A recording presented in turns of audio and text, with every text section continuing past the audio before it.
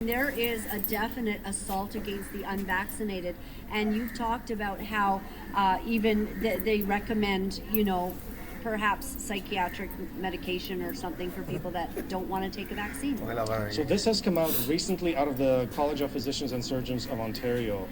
The college sent out a letter or a memo to all the doctors in Ontario suggesting to them, now so far they're not mandating it, they're just suggesting it, that any of their unvaccinated patients, that they should consider that they have a mental problem and that they should be put on psychiatric medication. So far, it's just a suggestion, but the College of Physicians and Surgeons of Ontario should not be making these kinds of suggestions. This is extremely unethical, and this is a very, very slippery slope. If they're suggesting that people who wish to have bodily autonomy and don't want an experimental vaccine, that there may be something mentally wrong with them, that is a very, very dangerous, slippery slope that we're on. Here's Alex C., and I love this website, Dying with Dignity Canada, provides us with this story. Alex C.'s story: my medical journey and struggle to access MAID. She wants to get on MAID. What motivates a person to consider medical assistance in dying? At what point did they say, I've had enough? It's just too hard I can't do this anymore. Making the decision to request MAID is not something that happens overnight. A person doesn't wake up one morning and say, I want to exercise my legal right to death, but, if I've got gut-wrenching mental anguish, or I've got other types of pain, or some sort of credit card debt, this is an opportunity. This is Canada right now. Okay. This is Canada. But it's not just in Canada. And a lot of our viewers here in our chat right now are pointing out, a lot of our Canadian viewers are pointing out the number of doctors that have just dropped dead in Canada.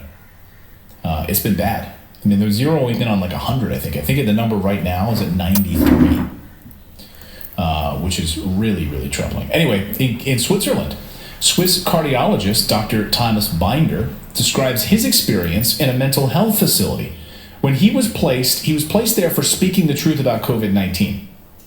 As a condition of his release. Yes, they could not arrest me because I did nothing wrong. They realized this after 1 hour. There was no threat of anybody, and I was not armed, and I had no psychiatric history. Of course, all these allegations of these liberals were wrong. And so they couldn't arrest me, so obviously they tried something else, and they didn't know how to deal with me, so they put me into closed psychiatry. But then they gave me the opportunity to decide: either you stay here in the psychiatric hospital for 6 weeks to have treated this mania, or you can leave and go home and continue to work, but you must take a medication. And I was forced to take a neuroleptic, and whether I took it or not was weekly controlled by a blood check. What? So these are really Soviet-style, GDR-style psychiatric methods. This is outrageous. So this is Switzerland. For everybody listening right now, I want you to all know that this is happening in Switzerland, and you were forced to take a psychiatric medication because you spoke out against COVID-19 restrictions and measures. Am I right? Yes, but of course these, as I said, the Corona insane other side decided I must be Corona insane. So from their point of view, this was of course correct. But from my point of view, this was completely wrong.